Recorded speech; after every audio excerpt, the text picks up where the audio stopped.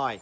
So the big news from the government is that places of worship are now open, whoop whoop, from this weekend. So churches all over England are free to meet, and there's no limit on the number of people who can gather together to worship God. Sounds great, doesn't it? Is that the end of lockdown?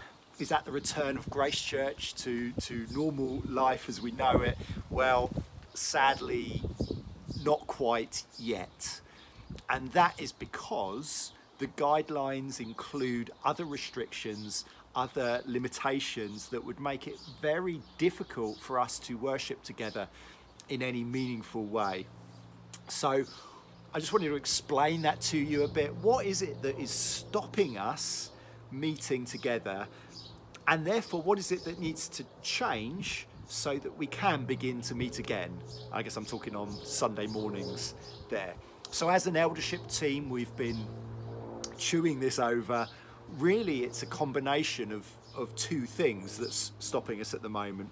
The first thing is the social distancing requirements. The guidelines state that people from different households should maintain a separation of 2 meters, except when unable to do so, that distance can be decreased to a minimum of 1 meter, provided that additional measures are taken. And those additional measures are things like massive ventilation, physical screens, and the only one that's really relevant for us, and that is the wearing of face masks.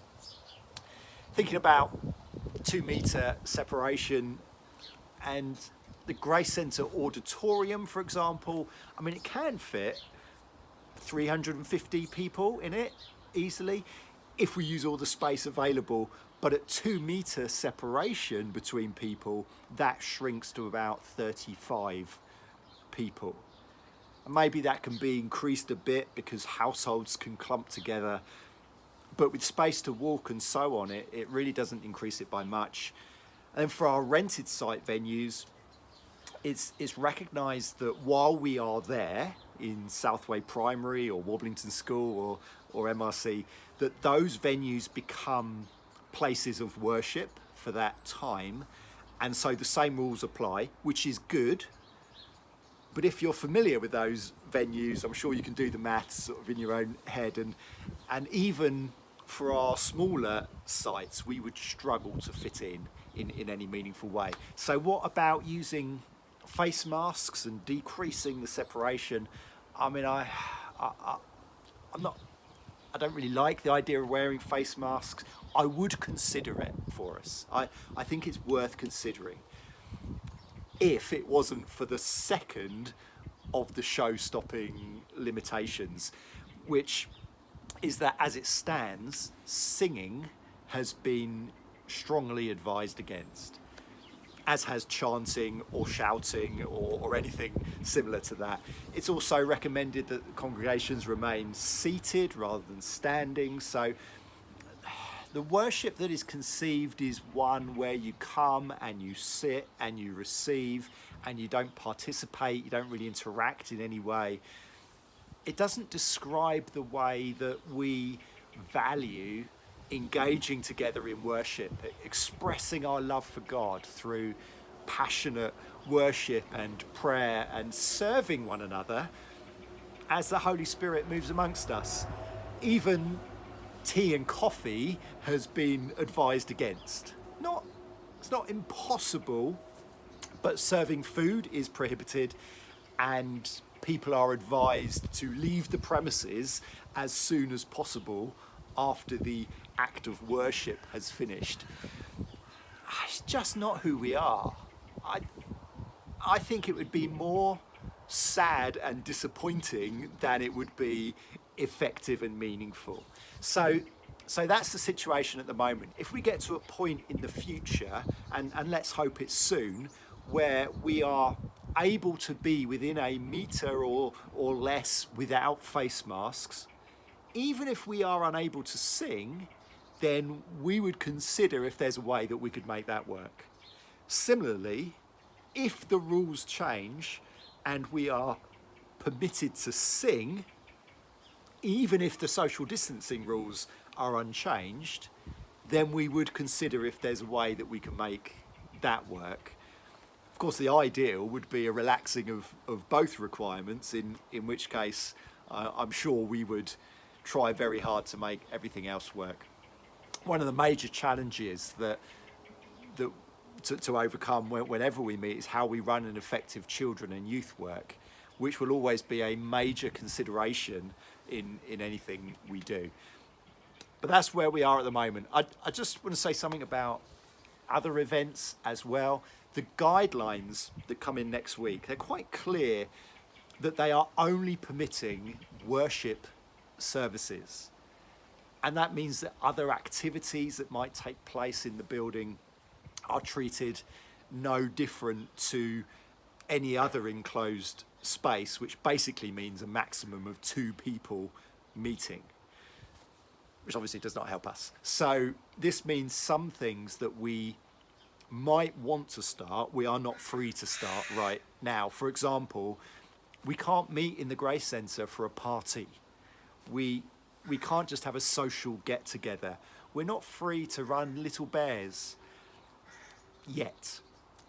Similarly, I don't think we're free yet to run Energize for the youth or coffee mornings or any of that other kind of stuff that I would just love us to be able to do, and we will get to, I'm sure. Let's just talk about outdoors for a while, because some people have asked, could we do Grace Church in the car park at the Grace Centre and that kind of thing? Could we meet there for worship? It's well ventilated, that is certainly true. The guidelines that have been released stipulate that the car park and the grounds of a place of worship are to be treated as part of that place of worship. So on the one hand, that's good news, because it means there's no limit on the number of people who can meet, as there is everywhere else in the country. But the downside is that the same restrictions apply. In other words, 2 meter separation and no singing. So it's something that we continue to bear in mind. Could we meet outside? But I don't think it's the solution at the moment. And let's face it, as we get into September and beyond, the prospect of meeting outside becomes less and less appealing. If we were to hold worship services at places other than a recognised place of worship, for example in a public park or on the beach, then the rules for that space would apply, which currently say that a maximum of 6 people from different households can gather together, and even then with social distancing. So again, that does not really help. While I'm talking about outdoors though, let me just throw in something else here, and that's about baptisms.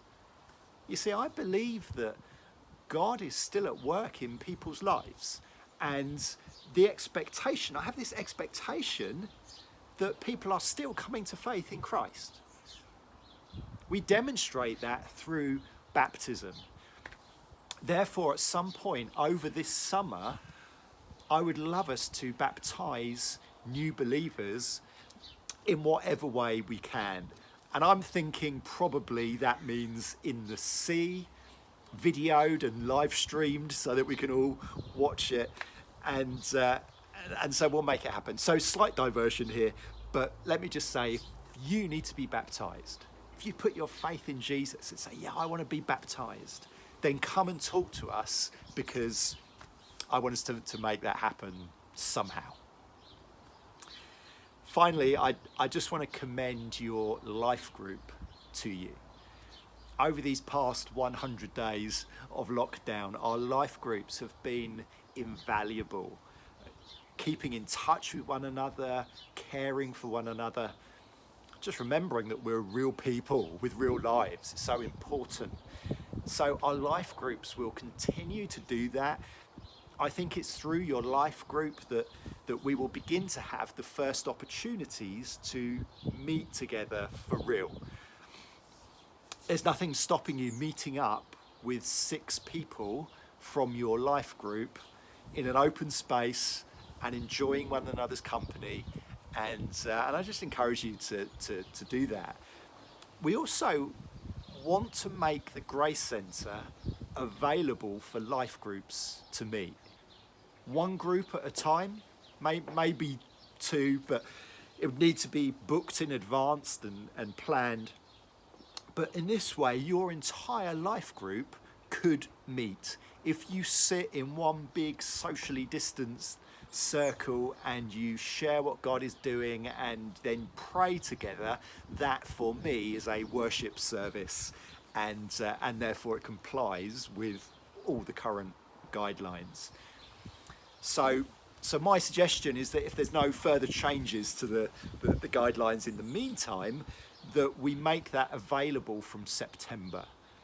And I'm sure there'll be some work we have to do on that, and we can talk about that. But I just wanted to get that in your thinking. So we will continue to serve the whole of Grace Church with online services and content in the very best way we can, and we trust that God is with us.